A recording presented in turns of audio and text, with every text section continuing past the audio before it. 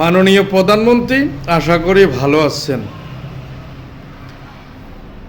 সামান্য কিছু কথা আপনার মাধ্যমে বা আপনার জন্য সারা দেশবাসীর মাধ্যমে বলতেছি।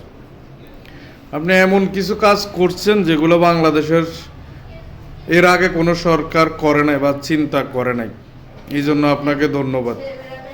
কিন্তু আমি একজন প্রবাসী হিসাবে, আপনি একজন দীর্ঘদিনের প্রবাসী হিসাবে, আমরা একজন প্রবাসী বিএনপির কর্মী হিসাবে আমরাও কিছু বিষয়ে হতাশ।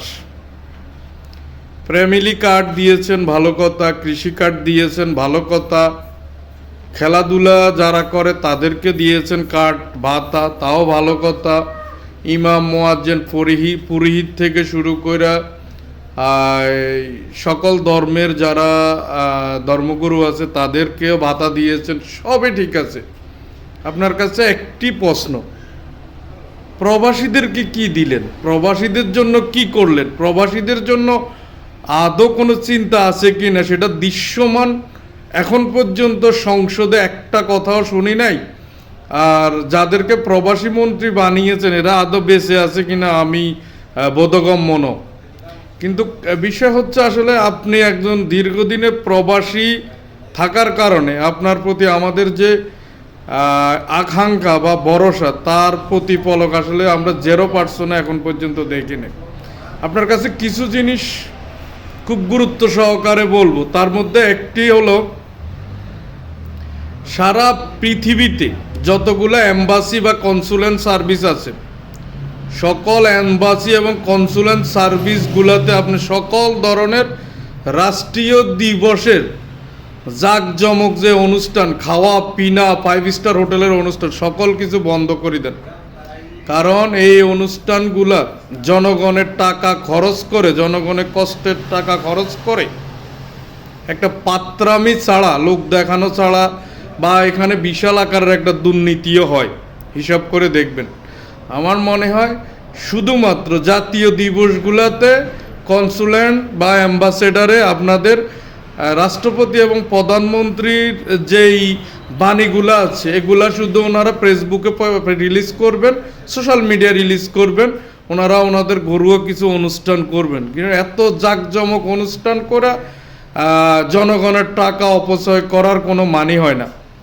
নাম্বার 2, এখনও লক্ষ লক্ষ প্রবাসী এম্বাসি সার্ভিস থেকে বঞ্চিত। অ্যাম্বাসেডাররা কাজের করে না। পাসপোর্টের সমস্যা প্রতিনিয়ত প্রতিটা দেশে, প্রতিটা প্রভিন্সের মানুষের সমস্যা হয়ে দাঁড়াইছে। তারা আসলে সার্ভিসের নামে মানুষকে হয়রানি করে। কোনো ধরনের প্রবাসীরা মেজরিটি পার্সেন্ট, আপনি জানেন, আমি জানি, সারা বাংলাদেশের মানে প্রতিটা প্রবাসীর পাসপোর্টের কোনো না কোনো সমস্যা আছে। এখন হয়ে গেছে কি, সাংবাদিক, অ্যাম্বাসেডার বা কনসুলেট আর হইল দলীয় নেতা কর্মীরা, এরা সবাই আপন ভাইয়ের মতো হয়ে গেছে। কেউ কারো বিরুদ্ধে বলে না, কেউ কারো দোষ ত্রুটি প্রকাশ করে না। কারণ মোটামুটি একটা সিন্ডিকেট তৈরি হয়ে গেছে। এই সিন্ডিকেটগুলো ভাঙতে হবে, এদিকে আপনার নজর দিতে হবে। দ্বিতীয়ত একটি কথা,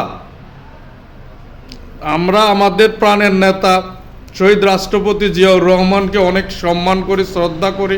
ওনার প্রতি আমাদের 0 টলারেন্স থাকবে। কিন্তু আপনার কাছে বিনীত অনুরোধ থাকবে, জনগণের কোটি কোটি টাকা খরচ করে হজরত শাহজালাল আন্তর্জাতিক বিমানবন্দরের নাম পরিবর্তন করেন, জিয়া এয়ারপোর্টের নাম পরিবর্তন করার কোনো দরকার নাই। আমি একজন উদার গণতান্ত্রিক মানুষ হিসাবে, উদার রাজনীতি পছন্দ করে হিসাবে আমি আপনাকে বলবো, আপনি আরও একটি এয়ারপোর্ট করেন, সেখানে আমাদের ম্যাডাম অথবা সাবেক রাষ্ট্রপতির নাম ব্যবহার করেন। আমরা প্রবাসীরা সর্বোচ্চ সহযোগিতা করব।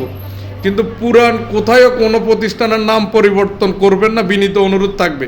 আর আপনাকেও আরেকটু, আপনার ডাইনে বামে প্রচুর তেলের ডিব্বা নিয়ে বসে আছে, এদের থেকে একটু সতর্ক থাকতে হবে, বিনীত অনুরোধ থাকবে। আশা করি এই ভিডিওটি সবাই শেয়ার করবেন।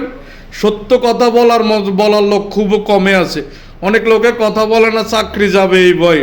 ধন্যবাদ সবাইকে, ভিডিওটি শেয়ার করবেন।